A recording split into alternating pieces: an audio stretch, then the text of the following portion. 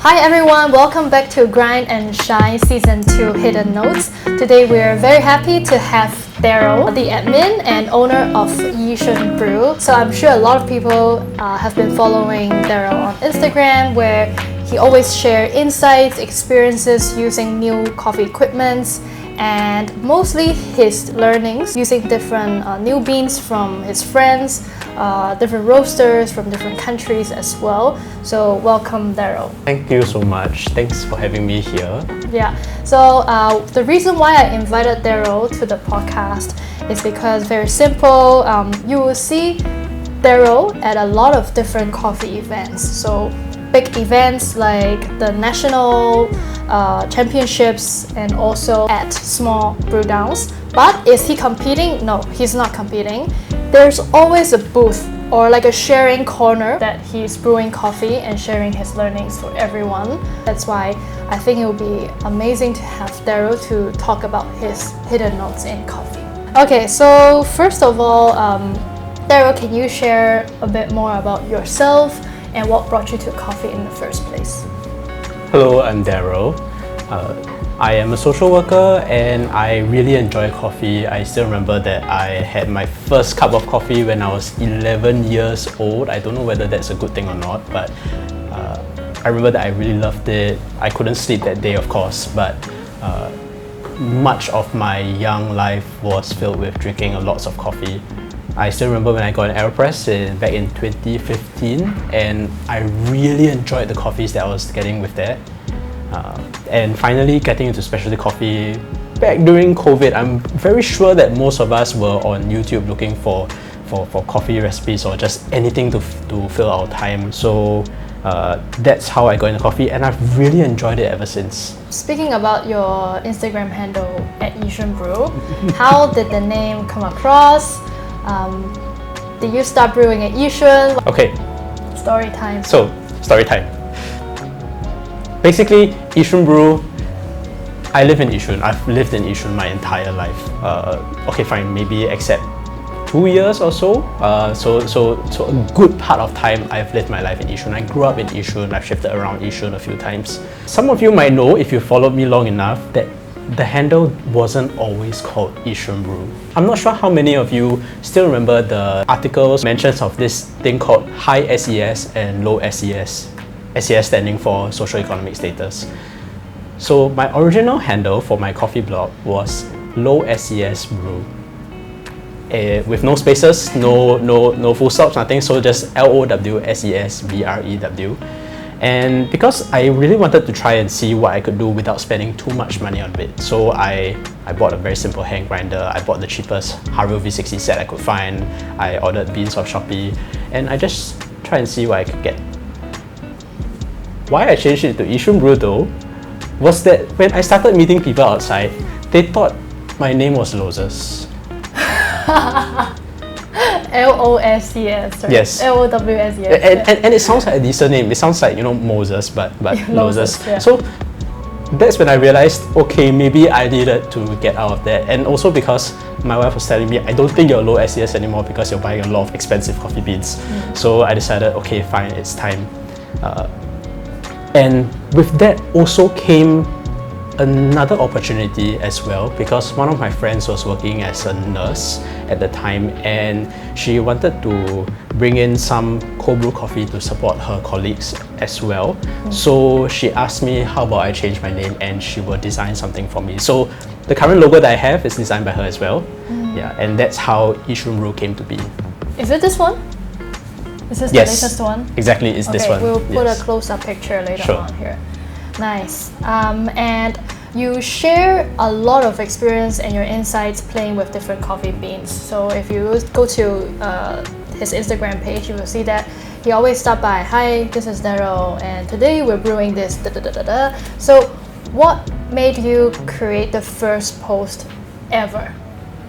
I still remember one of the first things that I remember about making the post was actually because I tried a coffee and it was supposed to have all these things like acidity, mandarins and all that. Yeah. And it was the first time I tasted some of it. It was that aha moment for me. It was that that eureka moment where I went, this is what they were talking about. This is amazing. I want to have some way to try and remember this. Oh, okay. So it serves like a diary Yes. kind of function. Yes, exactly. Okay. Do you remember what coffee was that? That you finally tasted what other people were talking about?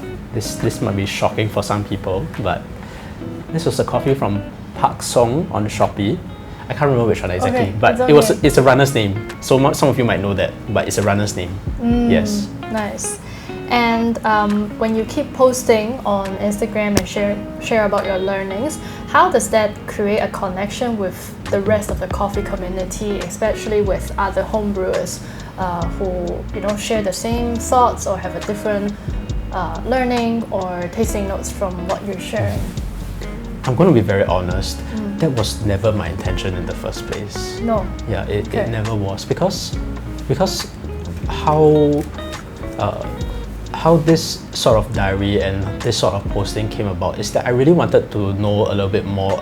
I really wanted to share about my own experiences, and at the same time, it really felt like brewing coffee and being able to keep track of this was being very mindful for me, because in the practice of mindfulness, we really want to be able to focus on things that are around us to bring us back to the moment instead of being maybe caught within our thoughts. So it is in truly being very mindful and paying a lot of attention to all the things that matter, such as the kettles, the pouring, the way that the beans would drip in, the way that the bed would empty and get dry. It was in those very small, beautiful moments that I took a lot of comfort, and that's where I really started to go into trying to appreciate it more and more, because as you're mindful about something, as you're paying attention to something, you also want to appreciate and understand it more. So I'm wondering whether my understanding and my curiosity of all these things was actually what drew people in to say, hey, how about maybe I should try it too. Yes. Yeah. That is very, very interesting, because I really like how you brought up mindfulness, because it's a very important element in our daily lives. And I've also been reading a book about mindfulness, and it's a few years back then. So there's two books actually. One is called Ikigai. It's a Japanese book, and it's very easy to read. One is called The Power of Now, which focus on the current moment. And I do that with coffee when I'm brewing coffee as well, and I feel that the world is paused when I'm brewing a coffee. And when I eat as well, I wouldn't watch anything, and I just focus on what I'm eating. That's why you can taste every ingredient in your lunch or your dinner as well. And also to connect with people around you when you're having a meal. So I really like about this topic about mindfulness. And that's super interesting that the page wasn't meant to get a lot of people commenting or create a community in a sense, but you were just sharing your feelings. Even now, if you go to the latest post that Darrel is posting, it's always him saying that I realized that this is brings out a different note, or this grind size will be better. So it's more like his own feelings instead of teaching or you should do this, everyone should know about this. Not like that at all. So really enjoyed the videos you make. Thank you. And I also know that you are a social worker. Can you let us know more about your job scope? Okay, so as a social worker, I work with lower income families. So these may be vulnerable families. For any particular reason, they may not be able to, they may be disadvantaged in being able to maybe hold a steady job, or maybe they have caregiving responsibilities, or maybe they have been disadvantaged in some other ways. Maybe they missed out on some education for some reason. I think there are many of us who actually have faced similar challenges at some point in our life, and somehow or other we have managed to overcome these challenges, which is major credit to all of us. And I think that the important thing about being a social worker is that as I work with these communities, it's not just to handhold them and say okay, this is what I can do for you, but it's also to empower them, because they deserve the same amount of attention and interest as any other person, to say, hey, what are your dreams and what are your goals and what are your aspirations, and they are valid. how can we help you achieve them in some sort of way? How do we help you scaffold them? How do we help you work towards them? Even if it might not be now, even if it might take 5 years or 10 years, how do we make sure that we help you get on that path, right? It's not about what's the matter with you, and instead it's about what matters to you and trying to work with them on that. Yeah. Wow. So it's really on empowering communities. Yeah, okay. Tying back to coffee itself, do you see a connection between you having a mission or like a trait that you would like to help people versus like you're sharing content and you're like interacting with the coffee community and sharing your knowledge? Do you see like parallels in between, and how do these two passions influence each other? I have been thinking about this question for a long time. And I think an easy answer could be using coffee to say like, can I use coffee to empower you? And sure, that might work, but only if coffee is the thing that you aspire to get into and that's what you want in your life. Instead, what I found myself more comfortable with is knowing that with my place in the coffee community, even before when I was just starting out, even right now, I am a member of that community. I am a member and I am contributing in any sort of way. Just now you mentioned competitions. There are some people who compete into, and when they compete, they invest into expanding and growing and making this feel more recognizable. Yes. and really just advancing coffee. But where I see myself is that I am trying to get all these advances and digest it for everyone else so that they get to appreciate what these people on stage are doing. And I think in my work as a social worker, right, what I found is that it's very important to recognize that even in all these families that we're working with, I am also a part of that community. In maybe if it's in Yishun, I'm a member of the community. I live there, right? But for some of the families that I work with, maybe I am a contributor or I'm an educator. Maybe I am serving as a therapeutic role instead, right? So the important thing is that I'm always a member of their community. That's a very, very good answer. Yeah.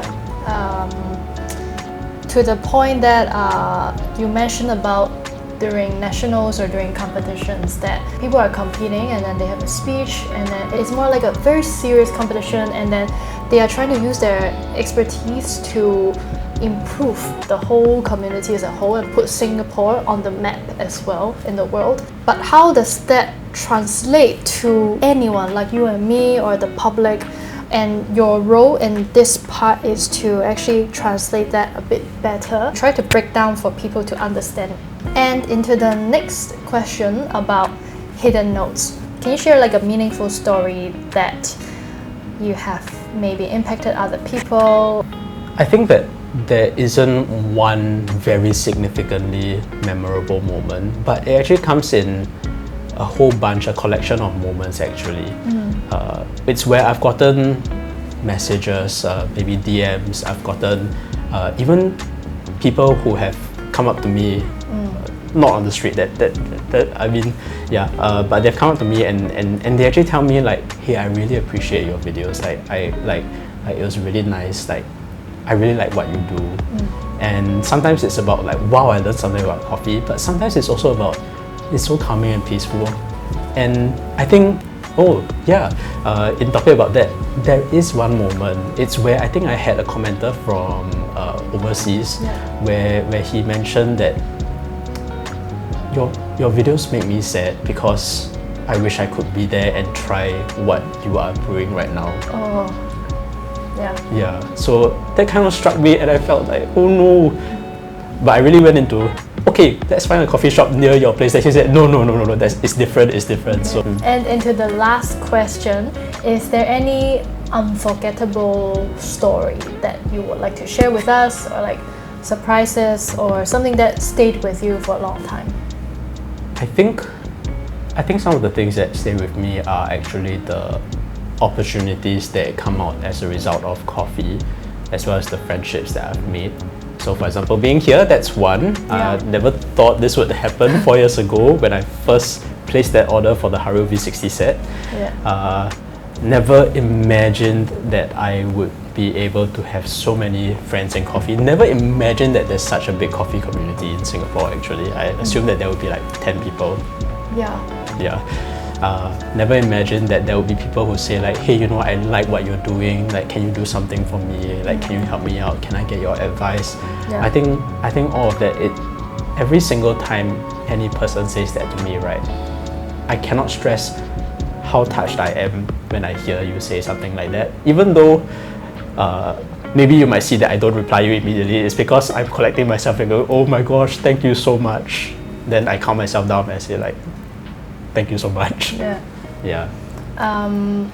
On this point, I want to say that every time I saw Darrel in some coffee events, and I was just there for a few minutes or like, I don't know, 10 minutes, there's always some people that either are new to coffee and ask, oh Darrel, you're Yishun Brew. And I was like, I want to ask you, like, should I buy this or buy that? So they're like, either asking for advice, or they were like, oh yeah, like I followed what you are brewing for that and I have the same feeling. Like, it's more like people really like watch your videos and then they are like doing it, and then there's some sharing moments which are super beautiful and precious. Into the last part of the interview, we're gonna play a little game. So the game is called roast or toast.